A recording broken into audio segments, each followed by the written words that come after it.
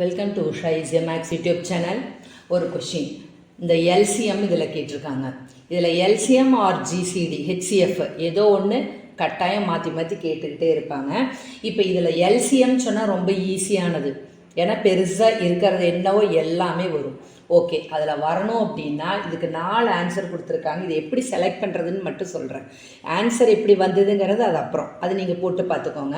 இருந்தாலும் இது எப்படி ஈஸியாக கண்டுபிடிக்கிறதுன்னு சொன்னால், இங்கே ஒரு கோஎஃபிஷியன்ட் 3ன்னு ஒரு நம்பர் இருக்குது, இங்கே ஒரு 2ன்னு ஒரு நம்பர் இருக்குது. இதில் 1 தான் இருக்குது, ஒன்றுமே இல்லைன்னா 1ன்னு அர்த்தம். இப்போ இருக்கிற எல்லாமே வரும், அதுதான் எல்சிஎம். இது ஹெச்சிஎஃபாக இருந்ததுன்னா பொதுவாக இருக்கிறது தான் வரும். 3 வேறு எந்த வாய்ப்பாட்லேயும் வராது, 2 இந்த வாய்ப்பாட்லேயும் வராது, 1 தான். அப்போ 1 தான் ஜிசிடி வரணும். இது எல்சிஎம்ங்கிறதுனால 3ம் எடுத்துக்கணும், 2ஐயும் எடுத்துக்கணும். 2ஐயும் பெருக்கினா என்ன வரும்? 6ன்னு வரணும்.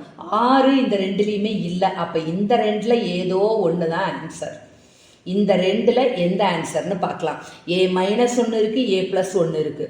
இதில் A+1க்கு ஸ்கொயர் போட்டிருக்காங்க, இதில் A-1க்கு ஸ்கொயர் போட்டிருக்காங்க. எது ஸ்கொயர் வரும்னு பார்க்கலாம். இப்போ இதில் A-1 இருக்குது, இதுலேயும் A-1 இருக்குது.